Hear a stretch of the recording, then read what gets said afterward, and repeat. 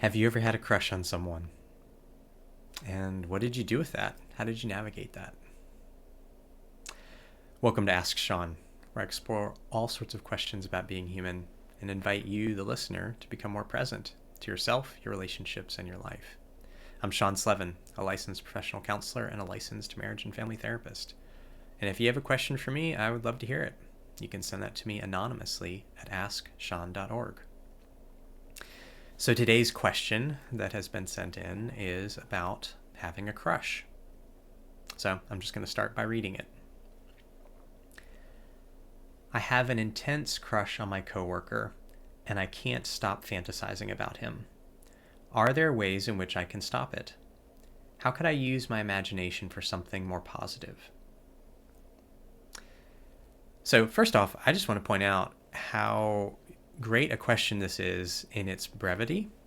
So some questions that get sent in are very detailed and paragraphs, which is great. There's tons to work with that.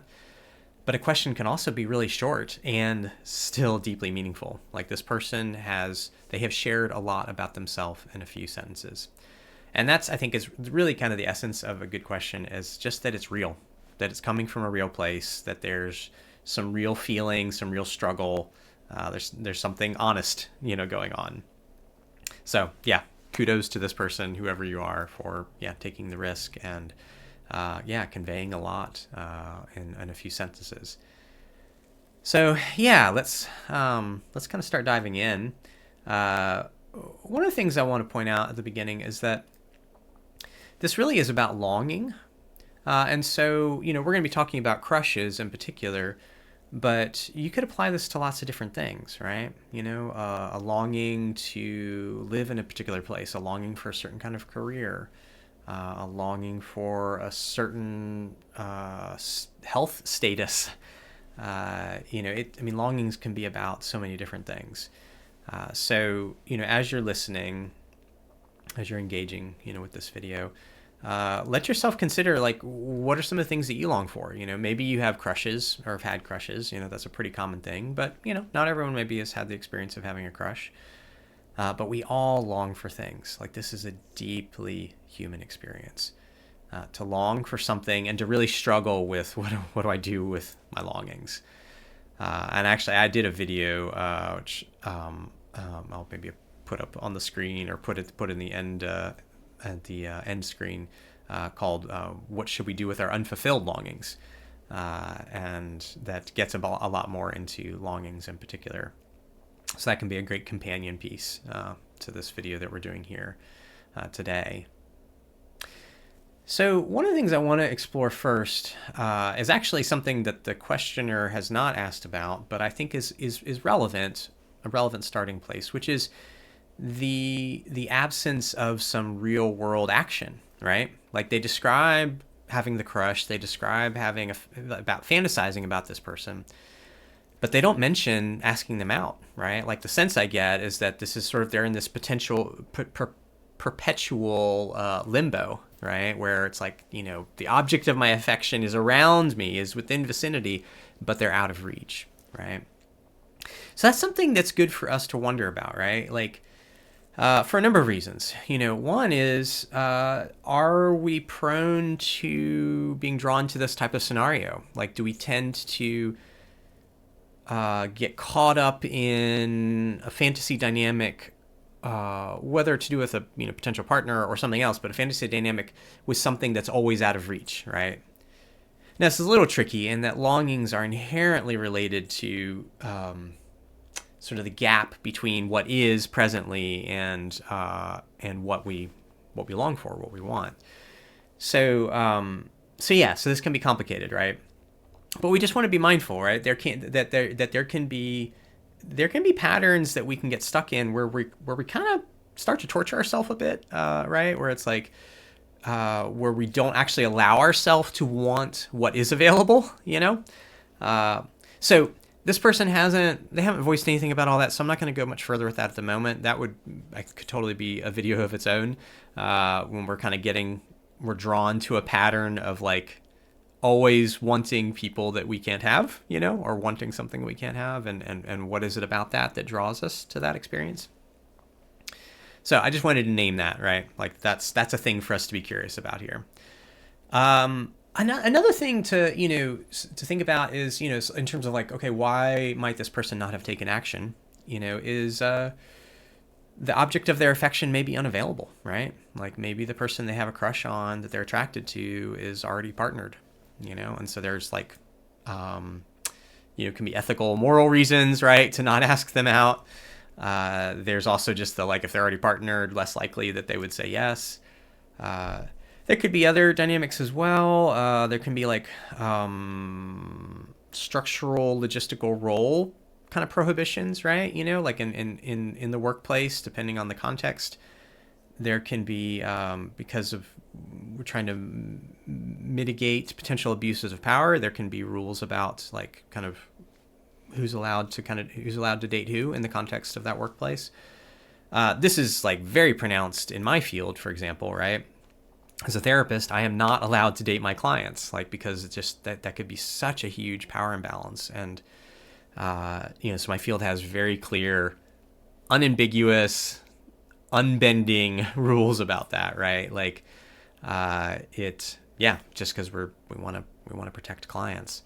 And so, most workplaces aren't going to have that level, right, of like kind of restrictiveness.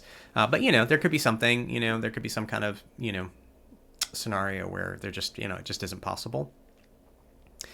So another reason, and this really gets, I think, at the heart of things, right, why we might not take action in terms of just, going up to someone and saying, hey, I'd love to hang out with you, or, we've been hanging out and I'd love to date you. I'm like, can I take you out on a date? Right? Like whatever kinds of, I'm giving simplistic things here for sake of time, but just being direct and going after what we want, right? And the biggest reason I think is it's really fucking scary, like to let ourselves want something, anything in life, right? Is to open ourselves up to pain. To let ourselves acknowledge through any kind of action that like, hey, I like this person, I think they're awesome, is to risk the heartbreak and the heartache of, oh, what if they don't feel the same? What if they're not interested? What if I'm not their type? What if 1,000 reasons, right? Why maybe it won't go anywhere. This can be one of the reasons that we hang out in sort of the fantasy place, right? Where we can get stuck maybe in a pattern of wanting people that we're never going to ask out, or maybe can't even ask out because of, maybe they're not available even. Is that we like the idea of the thing we're longing for, but we're so scared of really risking something to go after it.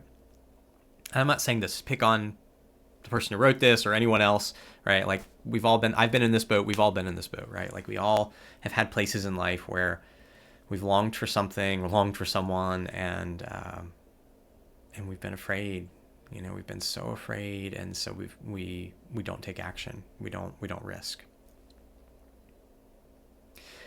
So this really brings us to one of the what I guess I would say kind of the psychological functions of a crush, which is it's a way of avoiding pain, right? Like there's kind of this like this unconscious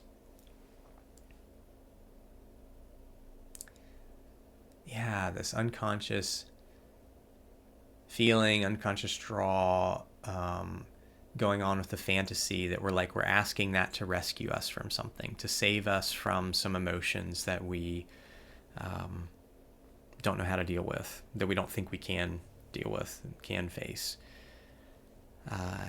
And inevitably this is going to be related to some history, right? Like things we have suffered in the past that we haven't finished working through, we haven't finished metabolizing. And so that still feels so radioactive inside of us that we feel like we can't bear to get close to it. And so then we're going to crush on somebody in part, and this is not the only reason, there's another big reason we'll get to in a minute, or a few minutes, but we can crush on someone in part and fantasize about them because we're trying to get away from that pain. And so we're imagining like, oh, if I could just have this person, or again, we can insert other things here. If I could just have that career or that house or that car or that body or whatever, then I would feel fill in the blank, right? And so this, actually, I'm not going to go to that yet. So let me give a, this is where having an outline helps. I try to remember everything. I'll give like a personal example of this. So, I mean, I've mentioned before on videos that there were hard things about my childhood. One of them is that it was really terribly lonely for me, and that one aspect of that is that how I am made, my personality mix, my gifting, and my parents' personality mixes and giftings made for and still makes for a pretty significant gap in their ability to really know me deeply. And so I felt really not seen. I felt not seen, not known, and there were a lot of really, really hard things about that, long, difficult years. And I'm not picking on my parents here. I mean, they certainly failed me in a lot of ways, and they also, did the best they could to love me in a lot of ways. And there's things that I'm grateful for, even as there's a lot that I've had to grieve. So how does this relate to like a crush, for example? So I mean, I started fantasizing about finding a partner pretty young, not in any kind of sexual way. I didn't have any idea about sexual things. That wasn't the thing. It was more just the like, I'm going to find this mythic person and then I'll feel loved. And I didn't even necessarily have those words. It was just, but there was this like, this fantasy started pretty early on of like, I'm like searching for this person who's then going to like me and love me, and I'll finally not be alone. Right. And so that definitely has been a through line in my life, and in my relationships, and, kind of that's impacted me in terms of how I've gone about dating for a lot of my life, and certainly kind of crushes, right, that I've had. It's like, it's been about trying to rescue me from that feeling of loneliness, and along with, other bits of pain and whatnot, but just to use that as an example.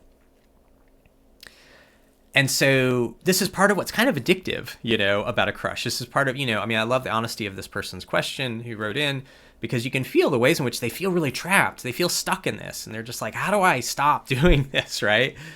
And, it's really hard because it's like our psyche's just like, but I gotta keep the pain at bay, and so we just keep spinning and spinning and spinning, with the fantasies about the crush and whatnot.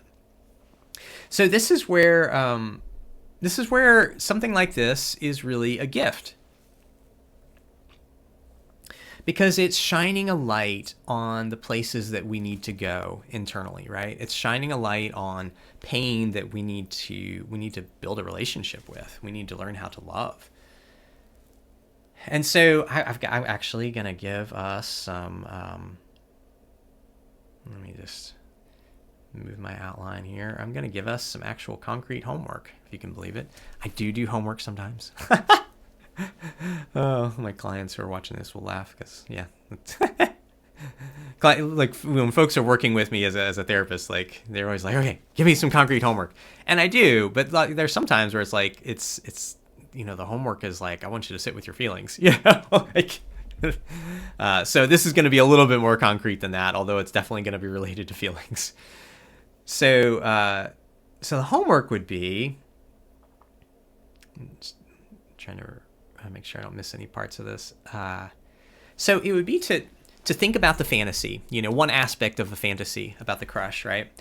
And to write down the positive emotions that are either coming up just as you think about this, or that you imagine you might feel, right? If you, in the context of the fantasy, right? So, does it make you feel loved? Does it make you feel known, seen, to think about some of my things, right? Less alone, does it make you feel safe? Does it make you feel valued, right? What does it bring up in you, either in real time as you bring up the fantasy, or what are you hoping it would bring, right? Like, both are relevant. So we want to make a list of all these different emotions. If you aren't real accustomed to if you don't have much of a vocabulary for emotions, I do have a feeling word list on my website. There'll be a link to that if I remember in the video description, or you can go to my website and look for the resources section and look for the feeling word list. So, and you can also Google, there's feeling word lists out there. So, but yes, you want to get down as many feeling words, positive feeling words as possible. These are all the the feelings that you're hoping for and that it brings up in you. And then we want to start to, this is where it gets harder, less fun, right? It's real fun to hang out in that fantasy part, right? That's where we're just like, let's just camp out here, right? But the goal is to actually live our life, and fantasy isn't real life, This is why this person is writing in with this question, is they're longing to actually move forward, right? They're longing to go somewhere, and they're recognizing that just crushing indefinitely on this person isn't taking them anywhere. So, it's not actually going anywhere. They're not living.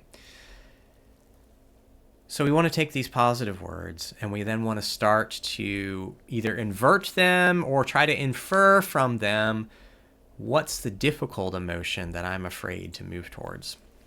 What's the feeling that I'm afraid of feeling? Right? So if I wrote down that, like, oh, this would make me, if I could have my crush, then this would make me feel so seen, so known. Then it's like, oh, so maybe I'm afraid of feelings to do with feeling not known, feeling unseen, right? If I wrote words to do with like safety, for example, or mattering, or, again, you can flip these, right? And you're like, oh, there's feelings of unsafety in me that I'm carrying. There's feelings of not mattering. There's feelings about my body, right? Like I don't feel beautiful. I don't feel handsome. I don't feel desirable. All sorts of stuff here.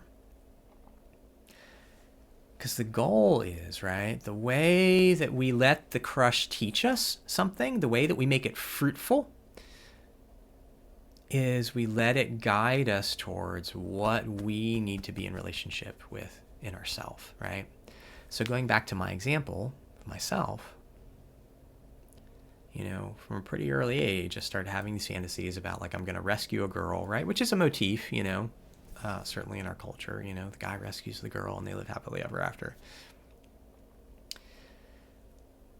But really what that was telling me, and it took a lot of therapy, a lot of hard, scary work, what that was showing me is, that girl, that woman in the fantasy wasn't actually another person. It was me. I needed to go and find the lost, lonely parts of me and learn to love them. I needed to go and find my shame. I needed to go and find my abandonment. I needed to stop self-abandoning, honestly, right?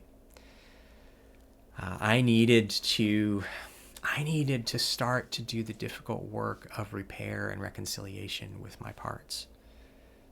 Here's the amazing thing, right? Like, people can hurt us and fail us, and we may or may not get to repair with them. I'm grateful to have gotten to do some repair with some of my parents. I have four parents. My parents are divorced, so I've got a smorgasbord. And I'm grateful to have had some repair with some of them. And there's still disappointments and hard things there, right? But the amazing thing is, like, the repair that I have needed most has been with myself, because I perpetuated what was done to me, right? The ways that my parents didn't know how to get me, I then went on to abandon parts of me, right? Like, I went on to leave, keeping those parts locked away, keeping them buried, keeping them starving, right? And so I have had to do the hard work of going to parts of me and saying, I'm so sorry. I'm so sorry I wasn't there. I'm so sorry I didn't come. And I can know all the nuance and subtleties of that in a way that nobody outside of me can totally get. And I can lean into and be with myself and hold those parts of me as they weep at finally being acknowledged, at finally being apologized to. Now, I have needed help in this, right? And you're going to need help in this. Like, we need people. It doesn't have to be a counselor, right? Like, I'm glad the counseling profession exists, but it's not the only place you can get this kind of help. Like, the main thing is you need somebody who is less afraid of these emotions than you are. They have more capacity to be with these emotions than you have, right? That they can hold space for you going there, and they can kind of hold your hand, maybe literally, as you try to move towards these places inside of you. There is kind of a skillfulness, right, to this, and to somebody guiding us in this, and so it is a challenging thing, but the main thing is their characterological qualities, right? It's more about that than even what their training is. Training is helpful, and it's not irrelevant, but it's not the ultimate thing. You can have people who are trained and who haven't dealt with their own shit, and so they actually can't hold space for hardly anything, sadly. Like, because that's a harder thing to test for in terms of licensure. So, yeah, let me check my notes. Where are we? Make sure I haven't missed anything in this section.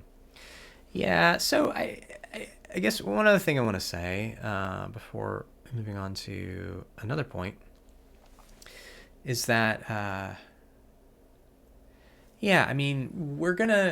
we will keep having these fantasies, these crushes, until we have sufficiently moved towards and healed the places in us that are fueling the crush, are fueling the fantasy, right? And so that's part of what I would say to this person who wrote this in, is that, like, utilize this, right? And don't beat yourself up for having the crush and for feeling stuck in it. But now that now you've got an idea of something to do, pardon me, and there's going to be another item here that's going to be similar but have its own flavor. Now you have an idea of something to do that, right? This is the action that you can take, like there might be all sorts of reasons why it's not feasible to, like, ask the person out, right, and find out what happens, or it may be too scary because you haven't dealt with this pain, right?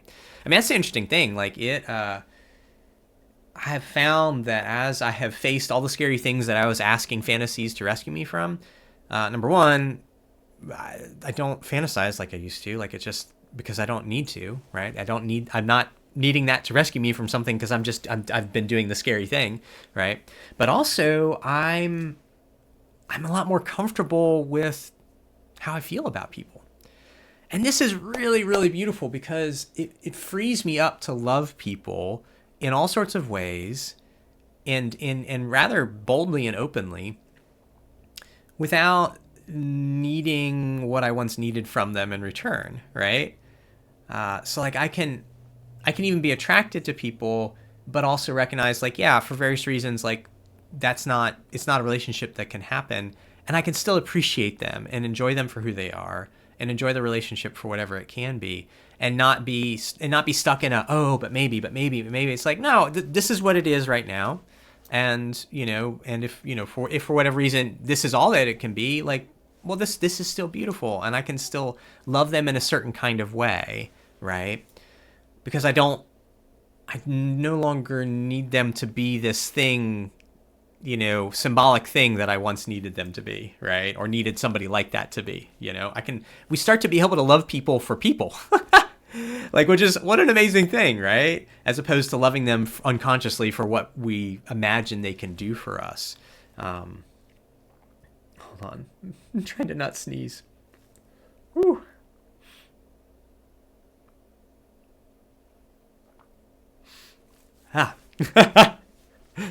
Oh my goodness. So yeah, I mean, that's one of the end goals here. Is it's not just to, like, be free of crushes and fantasies, but actually to be free to really love people. Because a crush isn't really love. It's there's love in there, or there can be, but it's so much of it is about like our own junk, and so yeah, so we're gonna keep having these until we've metabolized what we need to metabolize, and that's okay. But just our responsibility is to do something with it, right? Not to just hang out in the fantasy, but to be like, oh, this is coming up again. What is this trying to show me? What am I not finished with, right? Like, what have I not sufficiently been in relationship with inside of myself? What have I not repaired? What have I not helped heal? And there's always more work to do. So there can always be more that comes up. Those certain areas of our life start to quiet down as we heal, right? And we start to get into more subtlety in terms of what we're working on. So, but let's talk about another big psychological function of a crush. And it's going to be very similar with the first category, but it does have its own flavor, its own nuances, which is we're asking the crush or our fantasy about the crush to how would I put it? It's an avoidance of ownership of our life, an avoidance of responsibility, right? We're asking the crush to sort of be for us what we're not willing to be for ourselves. What I mean by this, so I was kind of saying things like that earlier in terms of the emotional realm, but this is more about like sort of some of the character qualities and or abilities that the object of our affection has, right? So say we perceive them to be very smart, right? Or we think they're very handsome or beautiful, or they seem to have resources, right? They've got they've got stuff, like. They seem competent, like we're fixating on them because we're afraid to take up responsibility for, I need to cultivate some of those abilities, right? Maybe they play guitar and we're just like, oh, that's so awesome. They play guitar. Well, what's the creative parts of me that I'm neglecting, right? Maybe I'm not going to be a great guitar player. I don't know, right? But I have that creativity that I'm seeing, or at least perceiving in this other person, is hearkening to something in me that is wanting to become alive, that is wanting to grow and to flourish. Again, it's not necessarily going to look exactly like, the person we're crushing on. And it's not meant to. It's meant to be us, right? So again, kind of what I was saying earlier, like there's a real gift here, like it, like this is another of the gifts of a crush, is like it's showing us ourself in a way. It's showing us what's neglected in me, what's underdeveloped in me, what am I not owning, I think about like, gosh, just classic examples of this where it's like, somebody who struggles to make decisions is drawn to the person who's very decisive, and so what needs to happen there is they need to learn how to cultivate their own ability to make decisions in their own way, right? It's not going to look exactly like the decisive person because they're two different temperaments, right? But they need to learn how to own their decisions and not just be like, you decide, you rescue me from, and be my external stand-in for my decision-making ability that I'm not willing to own, right? And this is a way when we use the language giving away our power. This is one of the ways we do that.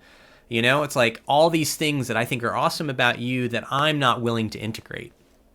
Now, this doesn't mean that we can't be drawn to complementary abilities and gifts and things like that. Like that's fun and exciting and interesting. Like that's still going to happen. The issue is, particularly when we're crushing, when we're fantasizing, is that it's like we still have to like own, like, okay, but what does it look like for me to live into that? Like this is where, complementary personality mixes and abilities and stuff like that in a relationship really can help a relationship flourish if the couple is willing to lean into it. Is they let the things that they appreciate about the other inspire them to cultivate their own version of that. Now, often what we end up doing instead is we end up fighting about those things and getting irritated. I'll come back to that later. But especially at this stage when we're just fantasizing, like that is so much about like, I've got shit I need to deal with me, because it's like I'm Otherwise, I wouldn't be stuck in the fantasy loop, So let's think about some more homework.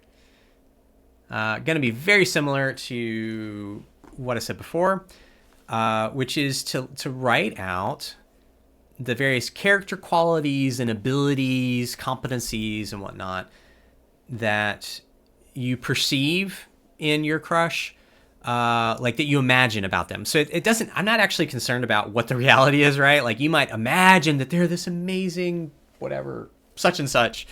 And the reality might be they're terrible at that. For purposes of this, it doesn't actually matter what the reality of them is because because you're dealing with fantasy anyway. The fantasy tells you about you, right? If I'm fantasizing that my crush is a certain way, like that tells me the thing that I'm longing for, right? And so then we want to take those character qualities, those competencies, those abilities, those skills, and then we want to reflect on, how are those underdeveloped in me? What in me is calling for my attention, right? Such that I'm seeking it in this external way, that I'm outsourcing it to this person that I'm, fantasizing about, what do I need to learn how to own, like what hobbies need developing, like what skills need developing, what scary things do I need to like face and learn how to do, yeah. There's been a bunch of things like this for me that, whether through, kind of crush type things or other types of stuff where I've had, like I had a recurring fantasy, had nothing to do with a crush actually, years back, that I realized like, there's some things missing from my life that if I don't figure out what this symbolic sort of fantasy means, like at some point my psyche is going to derail me because it's like this keeps coming up. I keep having this like recurring dream almost, and it's like there's something there that I need to figure out how to honor, right? It doesn't mean I have to do the literal thing of the, like stuff is symbolic, right? But it's like I need to figure out what does it look like for me to live into that direction in a manageable way. And so this has led to some changes that I made in my life that I've been doing for a number of years now. One of which is like the horseback riding, right? Like that. Am I giving as much time and energy and as much of of my finances to that? Has been because it's like, there's some parts of me that really need expression. They needed a place in which to live and to flourish. And if I don't find out something within the context of my life, right? Like if I had different constraints, maybe I wouldn't be doing horse stuff or not as much, right? It's not about the magnitude, it's about the intent, right? We do what we can within our constraints. But what you can't do is just ignore it because your psyche, it'll fuck you up. Our psyche does not do well with being ignored. Trust me. That gets very messy and very costly.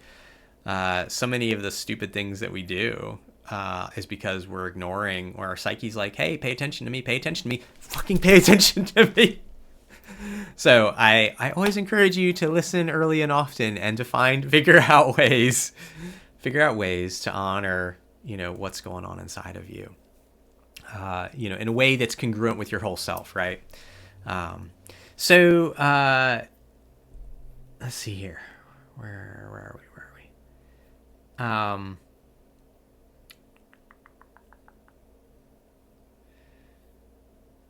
getting my bearings. Have a bunch more thoughts.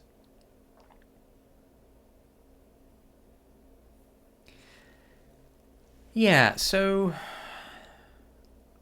I think I've kind of said that. I guess one thing, this is what I was going to come back to from earlier, it was just that, we're going to be drawn to differences, and that's good and wonderful. And it's a fun, exciting thing about relationships of all kinds, is the ways that we're different from each other.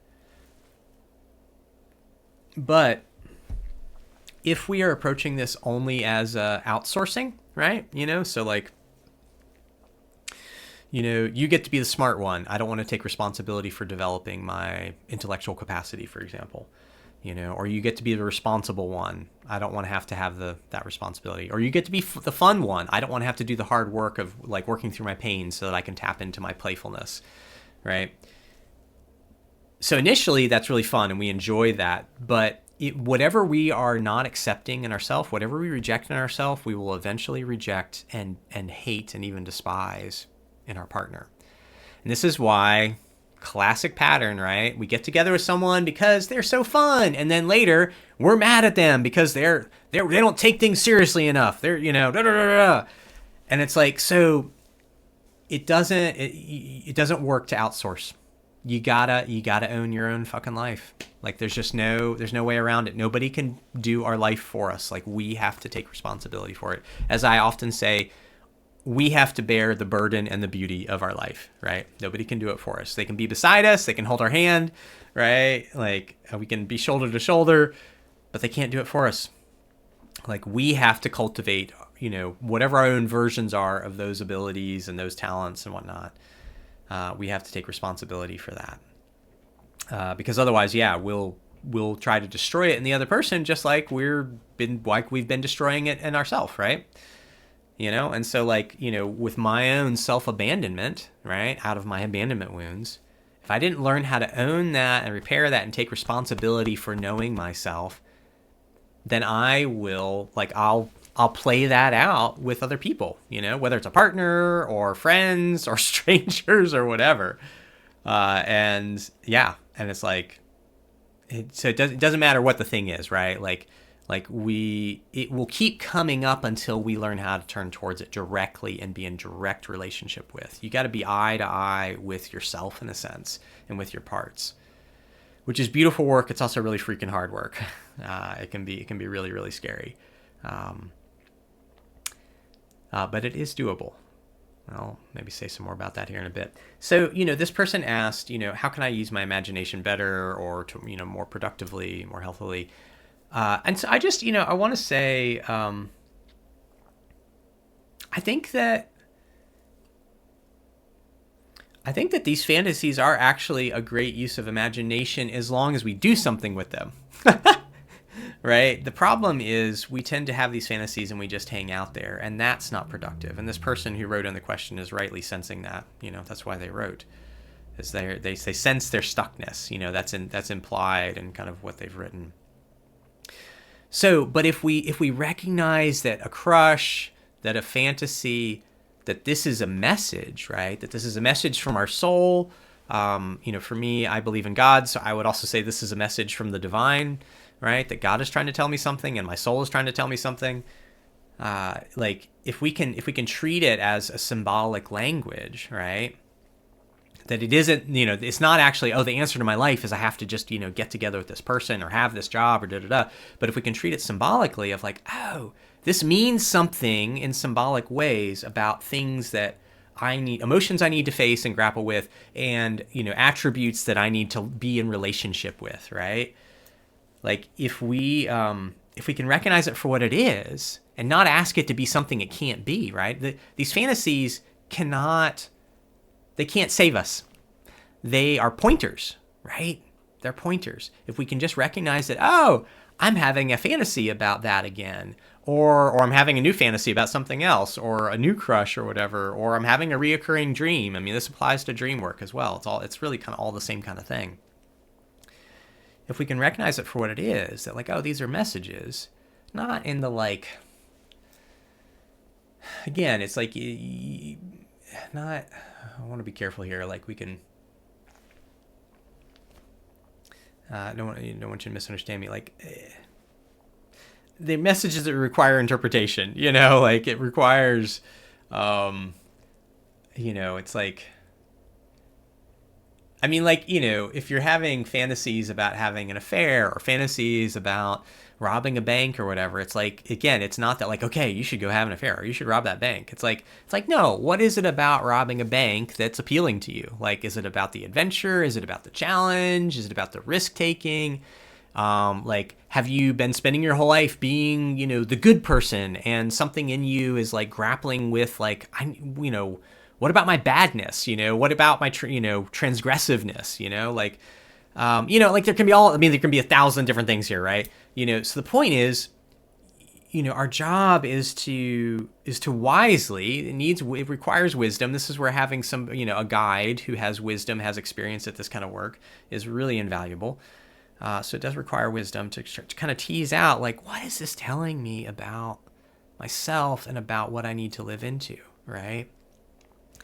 It's unlikely that you actually need to go rob a bank, especially given that there's all sorts of problematic things about that, right? Or go have the affair or something, this is why when I'm working with people who are in the middle of affairs, like the affair never solves the thing for them that they think it's going to solve. Like never, I have never, ever seen this, right? Like where it actually solves things, like yeah. Even if they get together the person, long term, like whatever the things that were driving them to the affair, they still have to eventually deal with. Those things still come up and rear their head in like a pay attention to me kind of way.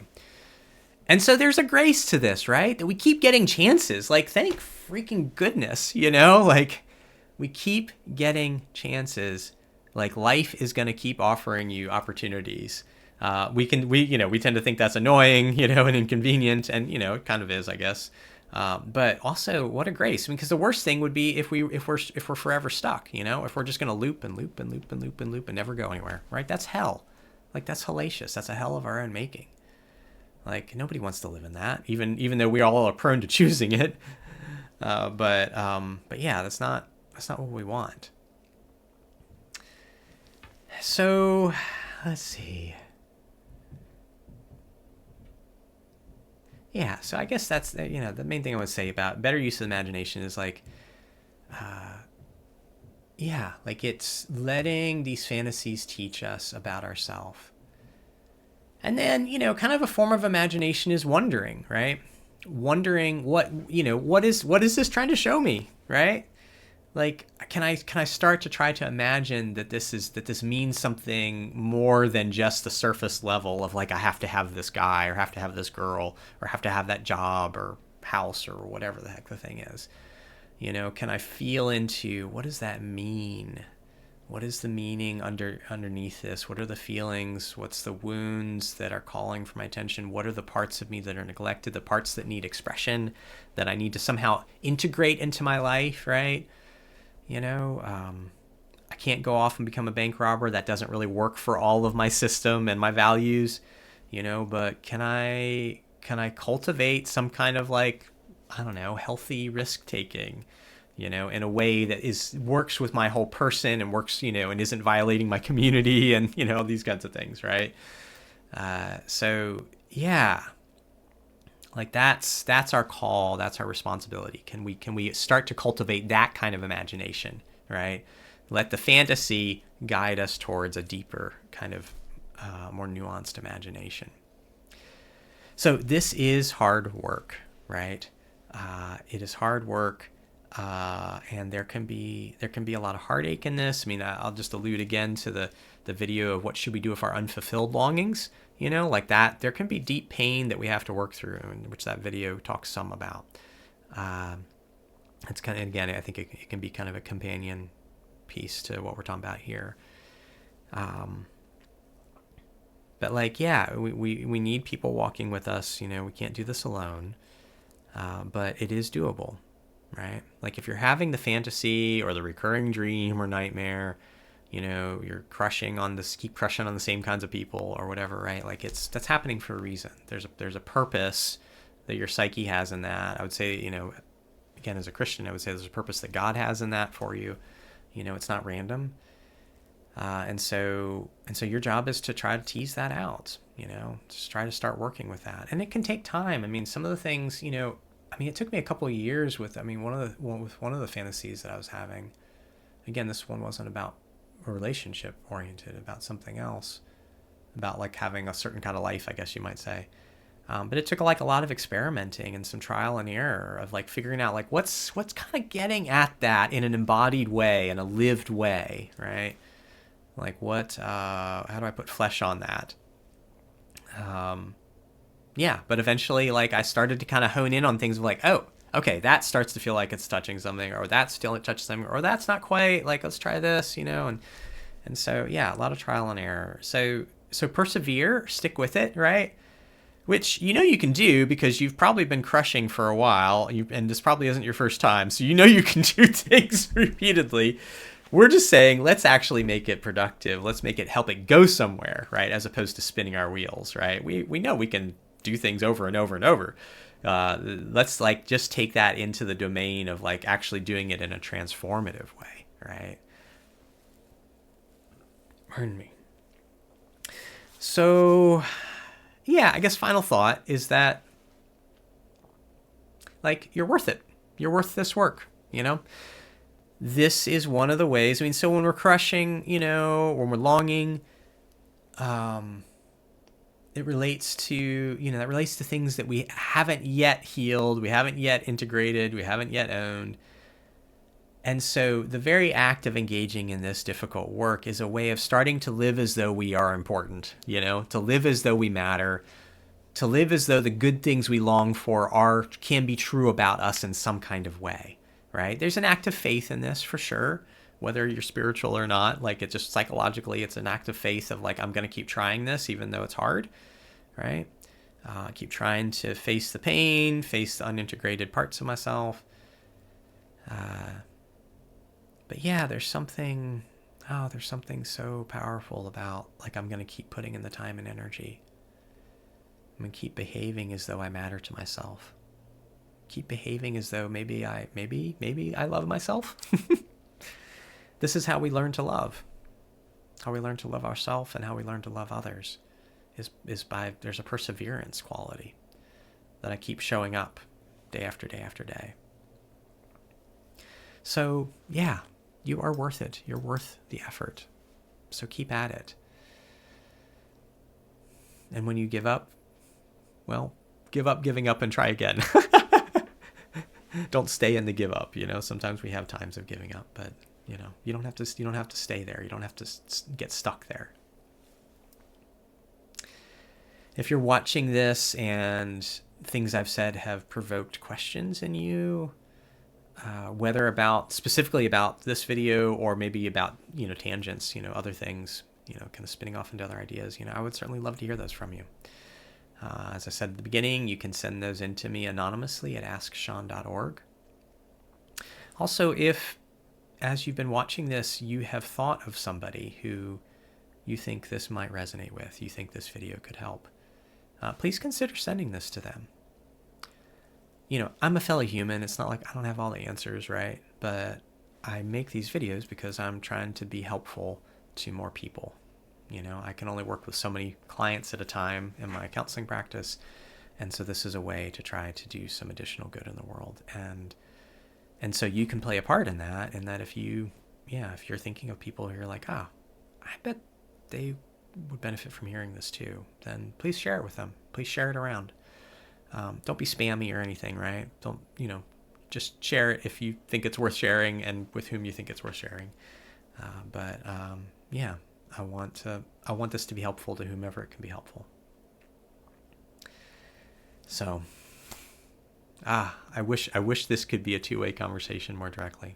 I would love to actually be in real time with each of you.